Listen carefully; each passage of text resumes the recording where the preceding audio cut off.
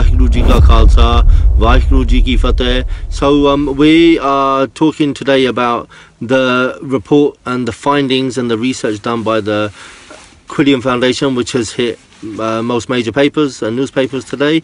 If you haven't read it, check it out. Honestly, it has basically seconded what the Sikh community have been saying regarding who the perpetrators are of these gangs who are organised and systematic across the UK, targeting young vulnerable children.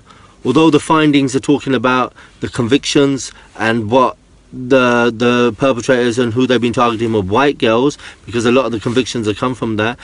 Let's not forget what the Sikh community have been saying for the last 40 years.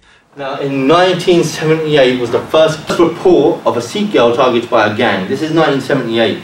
So next year is 40 years. Can you believe that? Everyone can try to stop us. Everyone can try and say that this isn't true. People from the Pakistani community have said it themselves now, that the findings they found, they're astonished, and they couldn't believe that they wanted to prove some sort of innocence there, and what they found was a lot worse, where they're saying over 85% of perpetrators involved in gangs are from the Pakistani community. And I'm saying that it's very, very important that we do talk about it, because the problem won't go away.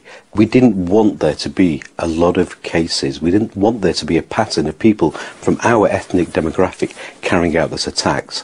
But unfortunately, we were proven wrong. If you look at some of the findings on this, it says from 2005 to 2017. Their findings found 264 people have been convicted of gang grooming since 2005.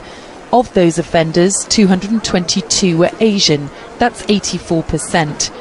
So continuously in our talks and presentations, we've highlighted the fact that just because the first conviction of the street gangs was in 2005, it does not mean that the crime didn't exist before that.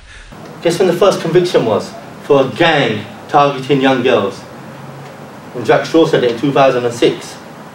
But for the 70s, 80s and 90s and early 2000s, when our families were showing evidence to the police saying this is happening to our sisters, we were neglected as a community. From the 70s, 80s and 90s, the Sikh community kept on speaking out about this, and just like Rotherham, Rochdale, all these great reports where the findings have come after, it doesn't matter, our voice still should be heard. Let's not just take anyone's word on this. The people working at the grassroots, like ourselves, like our organisation, we are doing the prevent, we are doing the intervene, and we are doing the rehabilitation. It is very difficult for our organisation. Keep supporting us. Put it on your social medias, put it on the channels.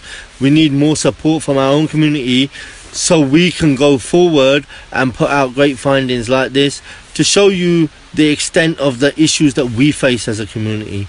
Thank you for listening. Vaheguru Ji Ka Khalsa, Vaheguru Ji Ki Fateh.